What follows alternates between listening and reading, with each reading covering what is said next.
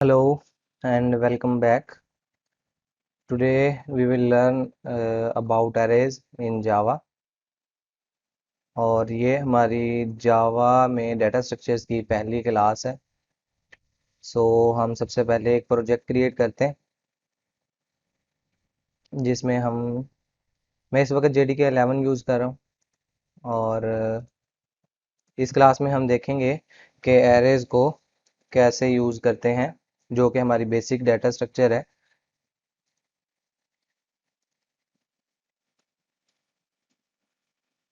तो ये मेरा जी प्रोजेक्ट क्रिएट हो चुका है, ठीक है। तो सबसे पहले थोड़ी सी डिस्कशन करते हैं, देन हम कोड की तरफ मूव करेंगे।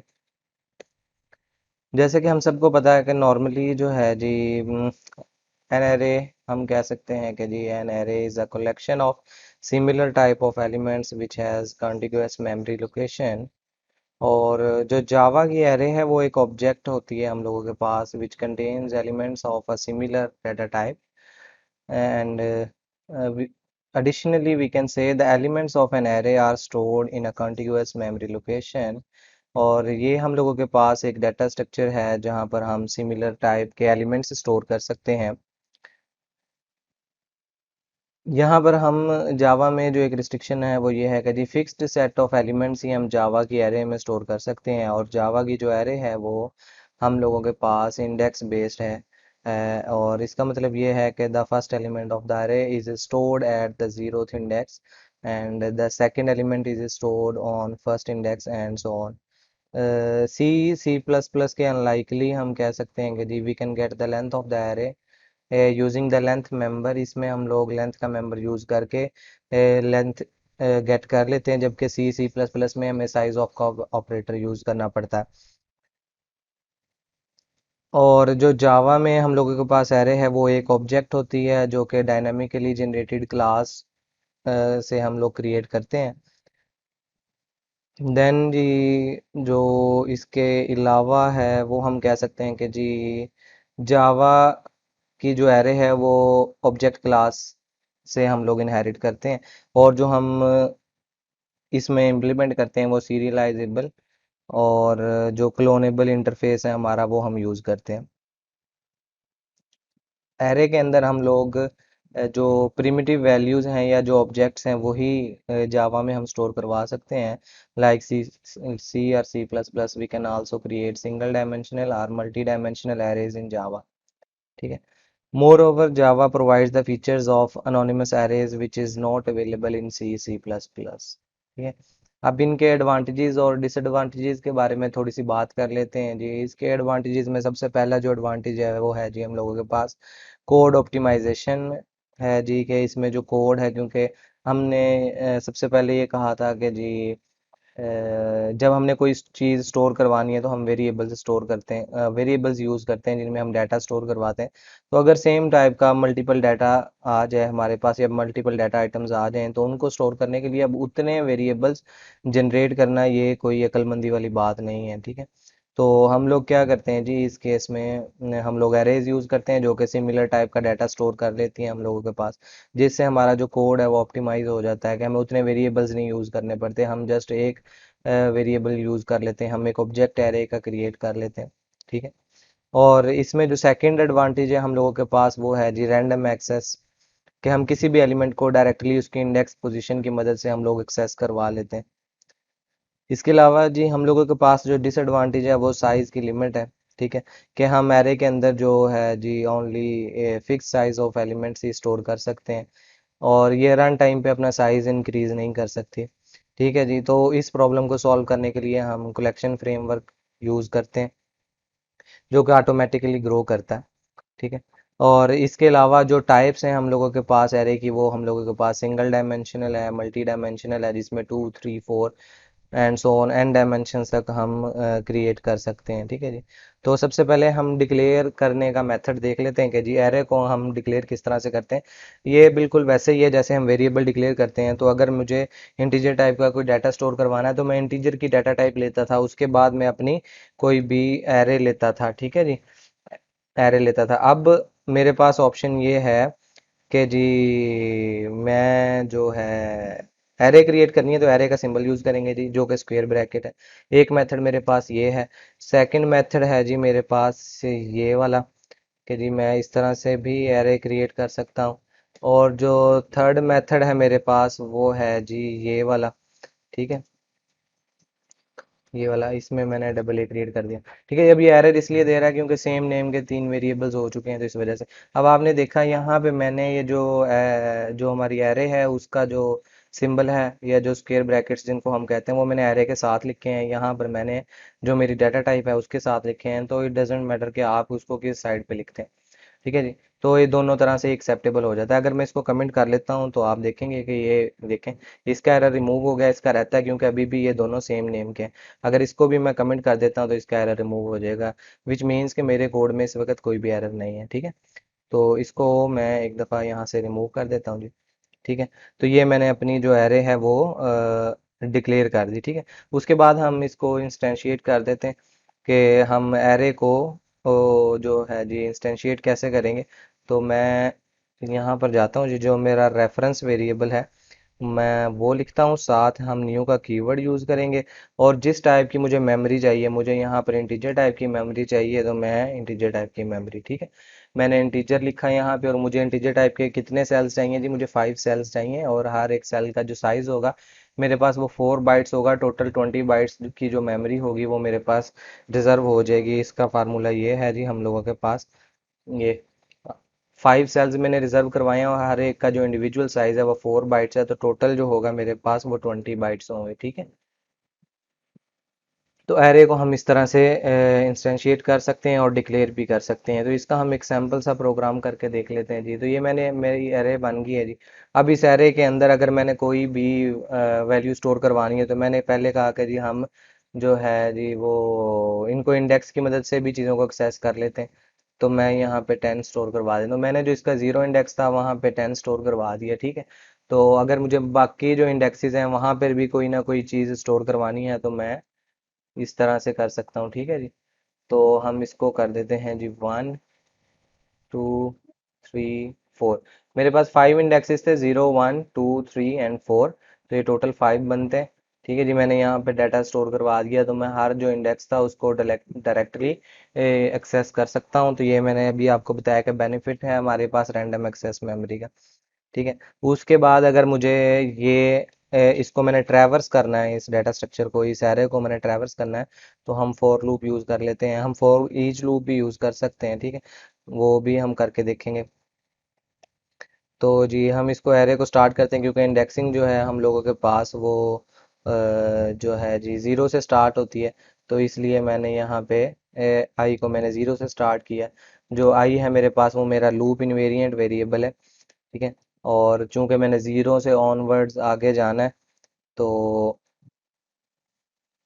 मैंने इसलिए आई के अंदर इंक्रीमेंट किया। ठीक है जी, तो यहाँ पे जो मेरी एरे थी जी मैं उसको यहाँ पे प्रिंट करवा लेता हूँ। तो ये मेरी एरे आ गई जी यहाँ पे। तो इसको हम रन करके देख लेते हैं जी कि क्या ये चलता है या नहीं चलता, या हमें आउटपुट में क्या मिलता है। ठीक है, तो ये प्रोजेक्ट बिल्ड हो रहा है इस वक्त जी। ये देख लें, ये मेरे पास मेरी आउटपुट आ गई है, विच मीन्स कि मेरे प्रोग्राम में इस वक्त कोई एरर नहीं है और मेरी आउटपुट बिल्कुल ठीक आ रही है। ठीक है, अनलाइक द सी और सी प्लस प्लस, जावा में इंडेक्स आउट ऑफ बाउंड की एक्सेप्शन होती है। ठीक है जी, और उसकी एग्जांपल मैं आपको अभी दिखा देता हूँ कि अगर मैं इसको यहाँ से इस तरह से कर देता हूँ जी, यहाँ पे मैं फिफ्थ इंडेक्स पे भी डाटा स्टोर करवाने की कोशिश करता हूँ तो ये मुझे एक्सेप्शन देगा। ठीक है जी, तो वो भी हम देख लेते हैं। सी प्लस प्लस में आपको ये एक्सेप्शन देखने को नहीं मिलेगी, आप उसको रन टाइम पे कर लेते हैं। ठीक है जी, हैंडल लें जी। ये मेरे पास ये देख लें जी, अरे index out of bound exception आ गई है। Index 5 out of bounds for length 5। ठीक है जी, वो कह रहा है 5 जो है वो लेंथ 5 के अंदर इंक्लूड नहीं है क्योंकि हमारे पास जो इंडेक्सेस हैं वो 0 से लेके 4 तक चलते हैं। ठीक है, अच्छा, अब ये एक मेथड था जी हम लोगों के पास के हमने इसके अंदर डाटा किस तरह से इंसर्ट करवाना है। अब हम देखते हैं कि जी हम इसमें एरे को डिक्लेयर और initialise at the same time कैसे करवा सकते हैं जी। तो हम इसको एक दफ़ा जी यहाँ से इस कोड को रिमूव कर देते हैं जी। ठीक है, और मैं यहाँ पे कर देता हूँ जी इस तरह से। ठीक है, यहाँ पे कर देते हैं जी हम 10, 20, 30, 40 और ये मेरा 50 आ गया। ठीक। तो मैंने इसको इनिशियलाइज कर दिया। यहाँ पे अब मैं जितनी भी वैल्यूज लिखूंगा मेरी एरे की जो लेंथ है वो ऑटोमेटिकली उतनी सेट हो जाएगी। मैंने 5 वैल्यूज लिखी हैं तो ये 5 वैल्यूज मेरे पास यहाँ पे साइज आ जाएगा मेरे पास, मेरी एरे का। ये मेरे पास ये देखें जी आ गया। अब अगर यहाँ पे मैं इस जगह पे मैं इसको अगर 5 को एक्सेस करने की कोशिश करता हूँ तो देखते हैं जी क्या होता है, क्या ये हमें एक्सेप्शन देगा या नहीं देगा। यहाँ पे इस वीडियो को पॉज करके आपने अपना आंसर बताना है। ठीक है जी, लें जी ये आंसर भी आ गया कि अब फिर उसने हमें एक्सेप्शन दे दी, क्योंकि यहाँ पे इसका जो साइज था वो फिक्स हो चुका था। ठीक है जी, बाइंड हो गया था। तो ये हमारे पास इसने इस तरह से जी एरर दे दिया। ठीक है। उसके बाद ये है कि हमें फॉर ईच लूप की मदद से किस तरह से हम एरे को प्रिंट करवा सकते हैं। तो हम इसको यहाँ से एक बार रिमूव कर देते हैं जी। मैं इसी एरे को यूज़ कर लेता हूँ और मैं फॉर लगाता हूँ जी यहाँ पे, और मैं इसके अंदर आई लिख देता हूँ जी। ठीक है। और इसका जो सिंटेक्स है जी वो ये है जी कि आगे हम अपनी लिस्ट, जो भी हमारी लिस्ट है उसका नाम दे देते हैं। और मैं यहाँ पे एस आउट लिख के, यानी कि system dot out dot print line, उसकी शॉर्ट फॉर्म मैं इंटेलिजे आइडिया यूज़ कर रहा हूँ तो ये काफ़ी हेल्प कर देता है कोड को लिखने में। ठीक है जी। तो मैं यहाँ पे आई अपना पास करवा देता हूँ। तो ये करेगा क्या जी, एरे में से जो सबसे पहला एलिमेंट होगा उसको पिक करेगा, आई में स्टोर करवाएगा, आई की वैल्यू को प्रिंट करवाएगा, देन ऑटोमेटिकली ये एरे में से नेक्स्ट एलिमेंट को पिक करेगा और उसको आई में स्टोर करवाएगा और उसको प्रिंट करेगा। इस तरह से आइटरेट करता रहेगा और सारी वैल्यूज को जो है जी प्रिंट करवा देगा। ठीक है। ये एक बेस्ट सोल्यूशन है बिगिनर्स के लिए जो फॉर ईच लूप है। ठीक है जी। ये फॉर की इनहेंस्ड फॉर्म में हम लोगों के पास, जो कि हम मोस्टली लिस्ट को ट्रैवर्स करते वक्त यूज़ करते हैं। ये देखें मेरी आउटपुट आ चुकी है और मेरे प्रोग्राम में भी कोई एरर नहीं है। ठीक है। तो इस तरह से आप लोग फॉर ईच लूप के साथ भी हम काम कर सकते हैं। ठीक है। तो हम जो है जी इसको एज आ क्या कहते हैं, वेरिएबल भी, एज आ पैरामीटर भी पास करवा सकते हैं एरे को। तो अगर आप चाहते हैं कि जी आपने एरे को एज आ पैरामीटर पास करवाना है तो हम वो भी करके देख सकते हैं जी। तो ये जो हम लॉजिक लिखते हैं जी, इसको रीयूज करने के लिए हम इसको एज अ पैरामीटर पास कर देते हैं जी। ठीक है। हमने एरे में से अगर मिनिमम नंबर फाइंड करना हो तो हम किस तरह से करेंगे जी, उसके लिए हम यहाँ पे एक फंक्शन लिख लेते हैं जी।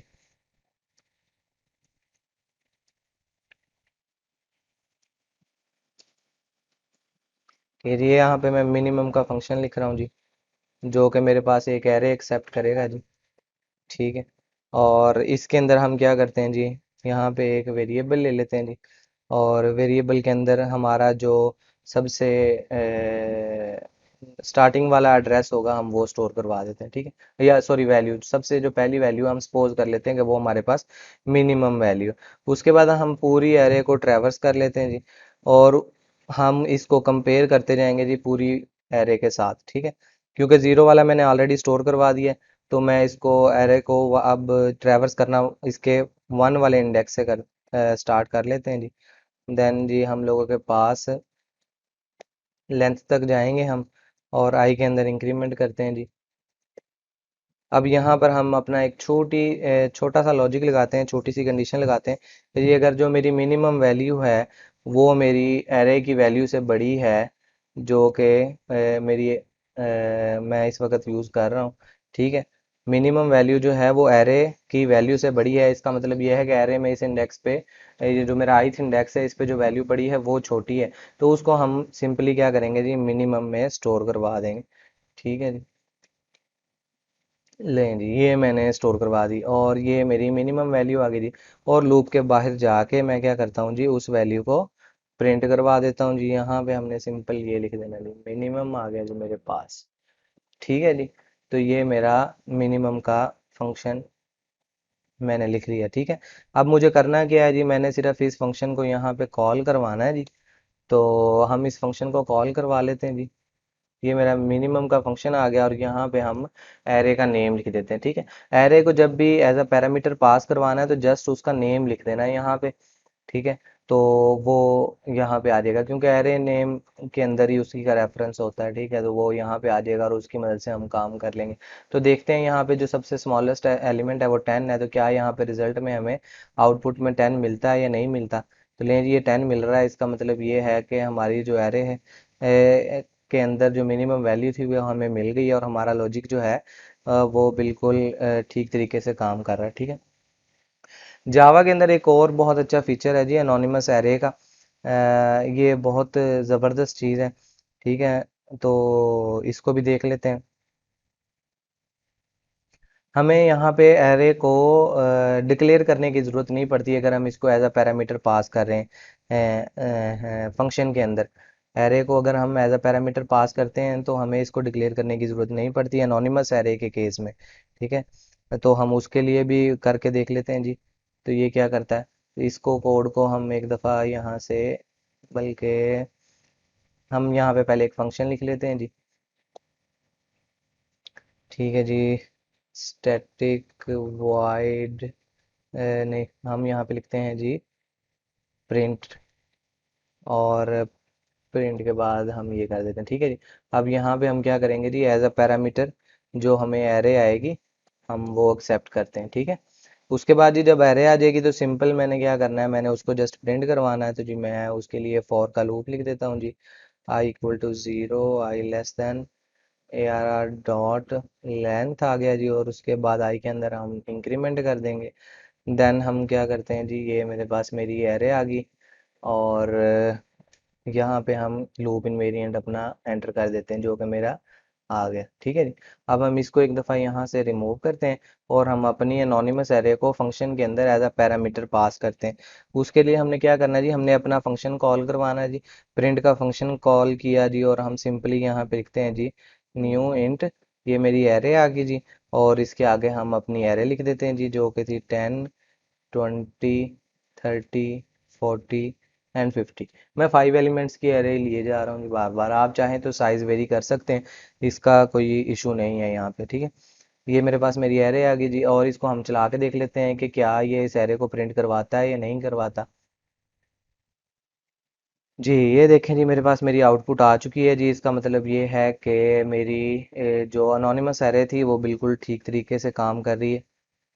ठीक है, और इसके बाद हम देखते हैं कि जी हम एरे को फंक्शन में से रिटर्न कैसे करवाते हैं। ठीक है, तो उसके लिए भी हम अपना प्रोग्राम चेंज करके देख लेते हैं जी थोड़ा सा। ठीक है, तो उसके लिए हम यहाँ से इसको चेंज करते हैं जी। यहाँ पे हम एक फंक्शन क्रिएट करते हैं जी, जो कि हमारे लिए एक एरे को रिटर्न करवाएगा। ठीक है जी, ये आ गया जी। और यहाँ पे हम कर देते हैं जी रिटर्न, और यहाँ पे भी हम अनोनिमस एरे का ही कंसेप्ट यूज कर रहे हैं। ठीक है, और ले, ये आ गए। ठीक है, और सॉरी, यहाँ पर हमने एरे का सिंबल नहीं यूज किया। ठीक है, मैं भूल गया था एरे का सिंबल यूज करना, अब मैंने कर लिया।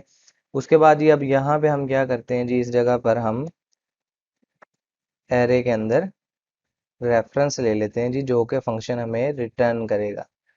ठीक है जी, ये लिया जी। उसके बाद जी ये, सॉरी, ये एरे रिटर्न कर रहा है तो हमने एरे का सिंबल फिर भूल गए जी। उसके बाद सिंपल हमने क्या करना है, इसको प्रिंट करवाना है जी। ठीक है,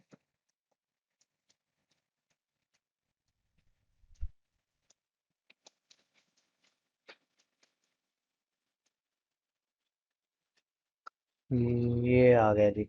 और यहाँ पर हम अपनी जो एरे है उसको हम लिख देते हैं। ठीक है, तो हम देख लेते हैं जी कि यहाँ पे मेरी ये 5 जो वैल्यूज़ हैं ये प्रिंट होती हैं या नहीं होती।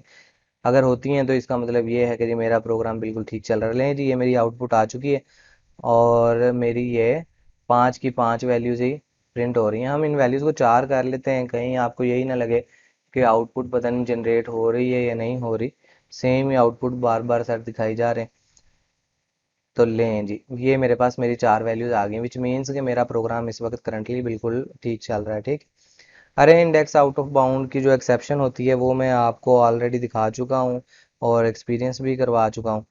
ठीक है, इसके बाद हम लोगों के पास आ जाती है जी मल्टी डायमेंशनल अरे। मल्टी डायमेंशनल अरे कुछ भी नहीं है, बिल्कुल इसी तरह की ही अ, ये लें जी, ये हमारी मल्टी डायमेंशनल एरे बन गई है।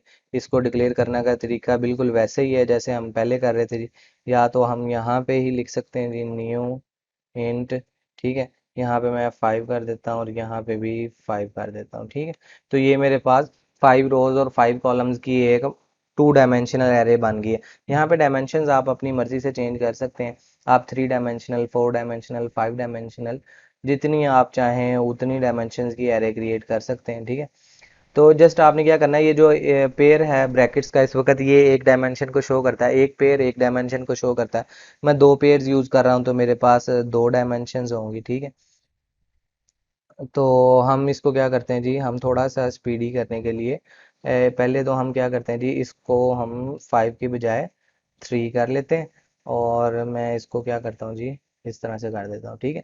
तो मैंने तीनों जो मेरे तीन तीन इंडेक्सेस थे, 3 रोज और 3 कॉलम्स थे, वहाँ पे मैंने वैल्यूज स्टोर करवा दी, ठीक है जी। और अगर मुझे ये वैल्यूज प्रिंट करवानी है तो मैं किस तरह से करवाऊंगा जी, मैंने अब इसके अंदर अब मैं लूप्स को नेस्ट करूंगा, ठीक है जी। ये मेरा लूप आ गया जी, और मैं यहाँ पे क्या करता हूँ जी, जे इक्वल टू ज़ीरो, और कर देते हैं जी जे क्या कहते हैं जी इसको, लेस देन, हाँ जी। और यहाँ पे हम इसको इसका साइज दे देते हैं, ठीक है, लेस देन 3। और वैसे एरे डॉट लेंथ भी कर लें तो लेकिन वो एरे की पूरी लेंथ पे चला जाता है, मल्टी डायमेंशनल है। तो यहाँ पे यही बेस्ट रहेगा कि हम इसको इसका जो एग्जैक्ट डायमेंशन है, डायमेंशन का साइज है, वो ही यहाँ पे प्लेस करें। सॉरी 3 आएगा, ठीक है जी। तो यहाँ पे भी हम इसकी ब्रैकेट लगा देते हैं, कोड थोड़ा सा इंडेंट हो जाएगा और ज़रा देखने में भी अच्छा लगेगा, ठीक है जी। ले ये मेरी एरे भी बन गई है मल्टी डायमेंशनल, मैंने उसको उसके अंदर वैल्यूज भी स्टोर करवा दी हैं, इंस्टेंशिएट भी कर दिया है, और मैंने उन वैल्यूज को प्रिंट भी करवाया। हमने देखा कि 2 डायमेंशनल एरे थी, यानी कि 2 डायमेंशनल एरे थी, उसको प्रिंट करवाने के लिए मैं 2 लूप्स यूज कर रहा हूँ। इसी तरह से अगर 3 डायमेंशनल एरे होगी तो मैं 3 लूप्स यूज करूंगा, ठीक है। तो ये जो आउटर लूप होता है ये रोज को शो करता है, और जो मेरे पास इनर लूप होता है वो कॉलम्स को शो करता है, ठीक है। तो इसको हम आरसी लूप भी कहते हैं आम जुबान में। तो हम इसको चला के देख लेते हैं जी, तो मेरे पास क्या वैल्यूज आती हैं। ले जी, ये मेरे पास इंडेक्स आउट ऑफ बाउंड की एक्सेप्शन दे रहा है जी। तो ये एक्सेप्शन क्यों दे रहा है जी, सॉरी, हमें यहाँ पे जे प्लस प्लस करना था, मैंने गलती से यहाँ पे आई प्लस प्लस कर दिया। तो इस कोड को दोबारा से कंपाइल करते हैं। अच्छा जी, ये क्या दे रहा है जी, सॉरी, ये डायमेंशन तो फिर यहाँ पे भी एक कम दिए। आई एम सॉरी जी, मुझे ये डायमेंशन भूल ही जा रही है बार बार, क्योंकि मल्टी डायमेंशनल एरेज के साथ बहुत कम ही काम करते हैं। लेकिन जी ये हमारे पास हमारी सारी वैल्यूज आ गई। तो ये जो वैल्यू थी 1 2 3 4 5 6 7 8 9, 3 रोज 3 कॉलम्स थे, 9 वैल्यूज बनती थी, और ये 9 वैल्यूज ही एग्जैक्ट मेरे पास मेरी आउटपुट में आ रही हैं, ठीक है। तो ये भी हमारा जो था जी कंप्लीट हो गया यहाँ पे। तो आई होप कि आज के लेक्चर की आपको समझ आई होगी, और अगर आपको किसी भी चीज़ की समझ नहीं आई तो आप कमेंट सेक्शन में पूछ सकते हैं। और इसके अलावा भी अरेज के काफ़ी सारे यूजेस हैं, जैसे अभी जो प्रैक्टिस के लिए भी काफ़ी सारे क्वेश्चन मिल जाते हैं, जैसे मैंने अभी मिनिमम फाइंड किया था अरे में से, आप इसी तरह से मैक्सिमम भी फाइंड कर सकते हैं। जस्ट वो सिंबल चेंज करना है आपने, जो मैंने ग्रेटर देन का लगाया था आप वहाँ पे लेस देन का लगा दें, तो आपके पास जो है जी वो मैक्सिमम फाइंड करने का प्रोग्राम बन जाता है, ठीक है। तो इसके अलावा भी एक सम टाइम क्वेश्चन आता है कि जी हम एरे की जो क्लास है उसका नेम किस तरह से फाइंड करते हैं, ये हम किसी और दिन देखेंगे प्रैक्टिस के लिए। और फिलहाल के लिए इतना ही काफ़ी है जी। तो ये हमारा आज का लेक्चर था, तो मिलते हैं नेक्स्ट लेक्चर में। और ये हमारा डाटा स्ट्रक्चर सीरीज़ का पहला लेक्चर है जो कि हम जावा में स्टार्ट कर रहे हैं। तो जी टिल देन, बाय।